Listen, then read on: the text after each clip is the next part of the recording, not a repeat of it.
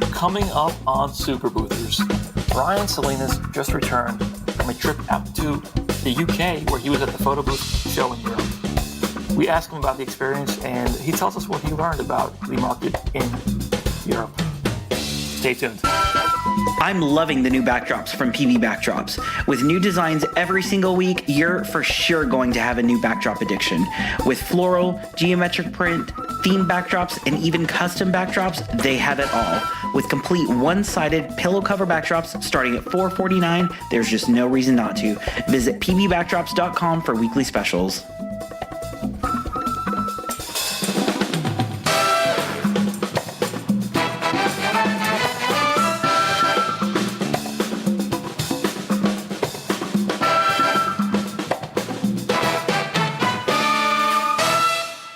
Hello and welcome to Super Boothers. My name is Ryan. And I'm Ismail. And today we're discussing an interesting topic, blind spots. Like driving? Like that time I ran into that Toyota? Or you hit that deer? Stop. I didn't hit the deer. We are the deer you hit can you? say a lot of things to me. That is not one of them. The deer hit you. That is a sore subject. It's too soon? All right. Anyways, I recently heard an interview with James Cameron, which is the director of Titanic and Avatar. And he talked about something that was very interesting to me. He said he had an epiphany while filming Avatar, where he went out for a break or he was out for lunch or something, and he was in front of this big sliding door, this big bright room, and looking out the window, and there was this fly. Was he having a heart attack? No. There's this fly inside his home. Fly? Yeah, fly. Okay. And it was just banging its head against the window, trying to get out. Yeah. Just kept going and hitting the window, hitting the window. I've done that. And James Cameron said that he realized all that fly had to do was go a little bit down and a little bit left, and it would have been out. But it wasn't wired to do that. Its internal programming said, keep going towards the light, keep going towards the light. And it made him think about what his internal programming blocks from him. So he's like, oh, what if some higher being looked at his life and what he was doing with this film? It could just say, oh, James, just go a little over here and do it like this and solve your biggest problem. Yeah. And it made me wonder what blind spots we all may have in our businesses. What are things that we might be missing that are right in front of our noses that if we just took a break, stopped, took a step back, we could solve our problems much easier? Does this resonate with you at all? I do that a lot whenever I'm doing this now at the moment. Whenever I've been working either in the business too much, because that's a time where you really don't pay attention to the bigger picture, where you really need to take a step back. And as we've discussed previously before recording the show, that I travel a lot. So I will Just a little bit. I will go somewhere else, get out of my element, get out of my normal surroundings, and realize, oh, okay, here's what I need to do. I love traveling and going to stores and seeing their visuals, because we can, especially since we're a visual industry, we can learn a lot from other people's visuals. I think that is a great point. And I'm thinking about even people like Bill Gates, CEO of Microsoft, one of the richest people on the planet. He actually takes a week, I think every quarter, where he just goes to a cabin with no internet, with no nothing, and just reads books. Okay, I'm not doing that. But that's an example of what you said, getting out of your bubble. Sure. Getting away so that you can actually think about things. Otherwise, you're trapped and doing the minutia day to day. I think you put it perfectly, where you're stuck working in the business. You can't really move the business forward because you're... That's why things like BoothCon and PBX and Photobooth Show, Europe, those things kind of help you look at things objectively. For me, for this podcast, going to Podcast Movement in Philadelphia made me appreciate that my city doesn't smell like pee, but it also made me realize... Sorry, Philly. Sorry. No, You know, did I tell you? I think I told you this, or it was on the show, where I was fully expecting people to be like, "That's my city."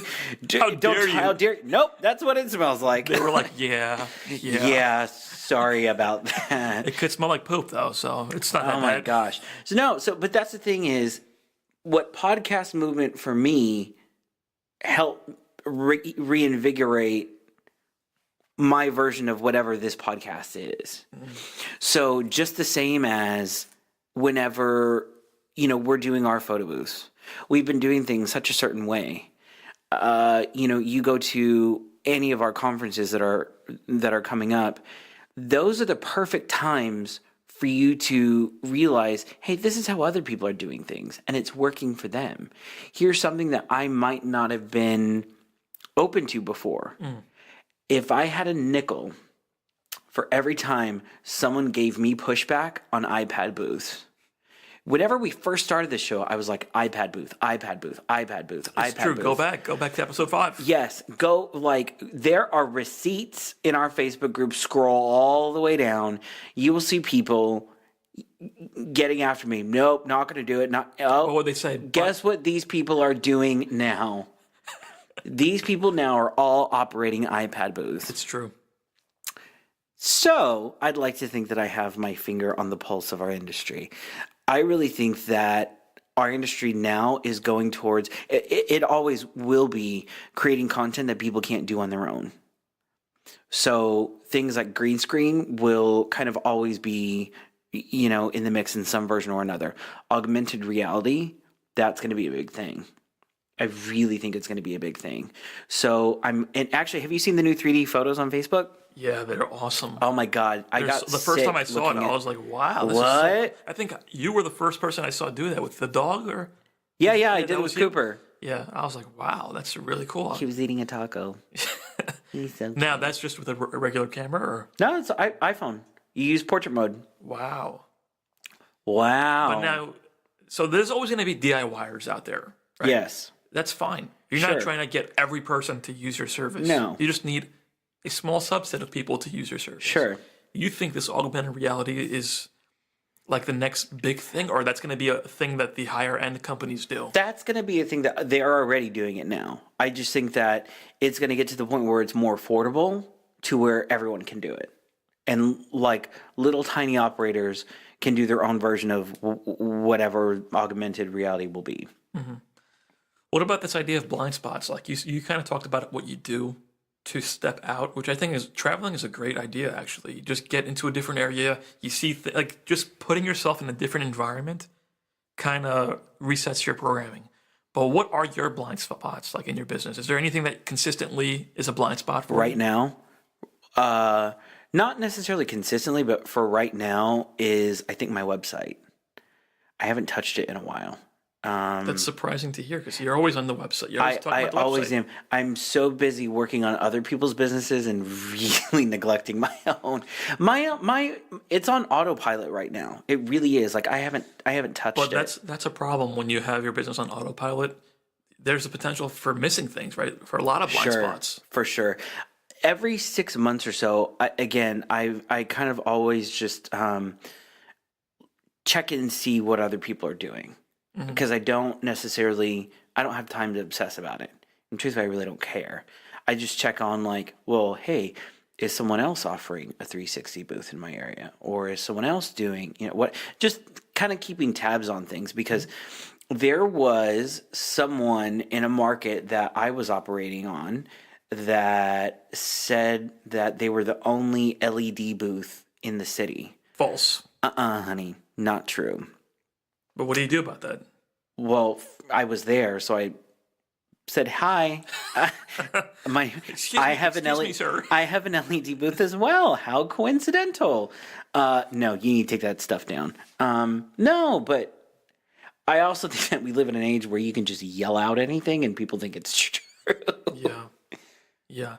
I mean, me personally, and I've made no secret of this, when we first started our business, I was right there on the ground working the events, learning the software, knowing all the hardware.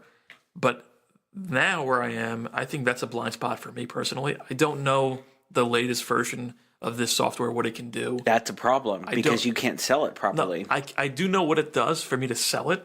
I just don't know how to do it. Well, you don't have to know how to do it. Exactly. So for me, that is a blind spot, but it doesn't really hold us back because in my mind, sales cure all.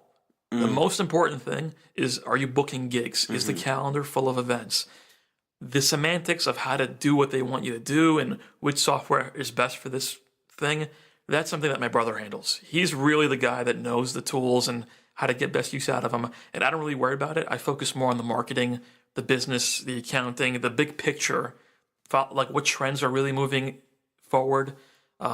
So it's a blind spot for me, but the way I handle it is that I have someone I work with who that's the spot they focus on, and the spot I focus on is their blind spot, and it makes a good team.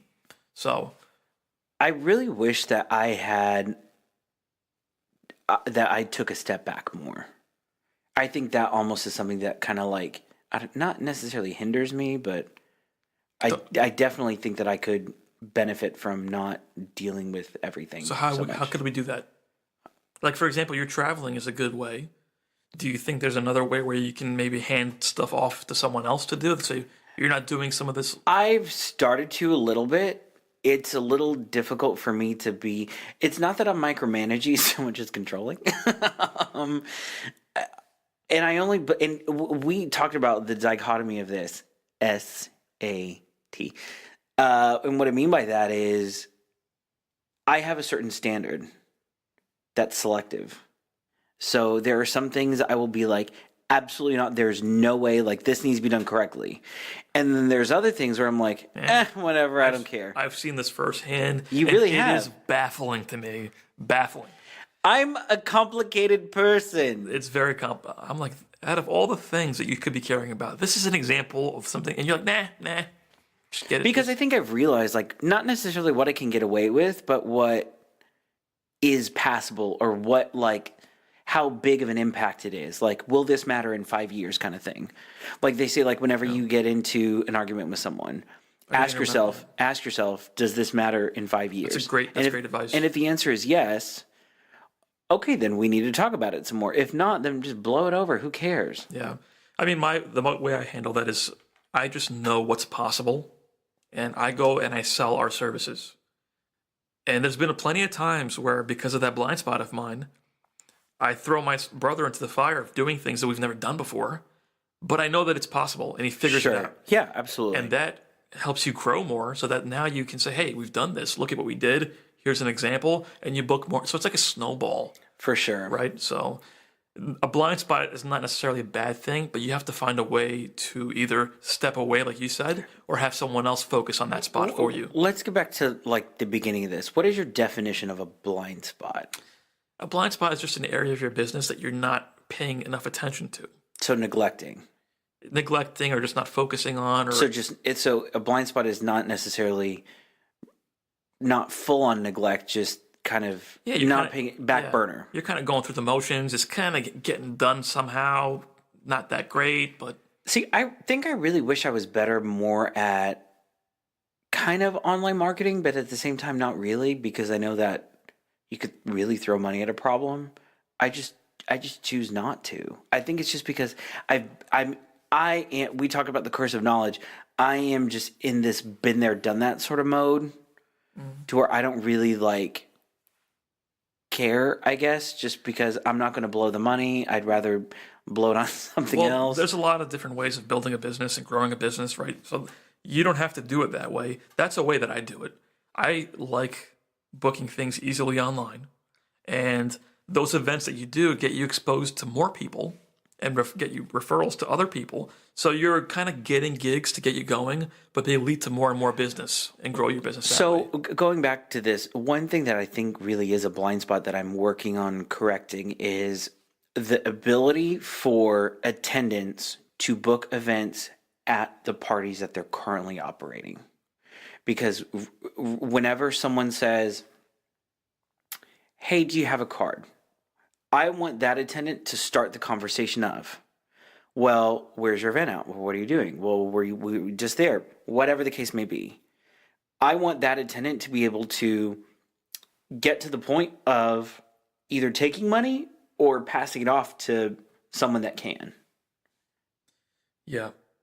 I think that's a thing to keep in mind is that if, like you said, passing it on, that just reminded me that you can have, if a blind spot that you have is not your area of expertise, you can hire someone else to do it, right? Yep. You can pass it on to someone else.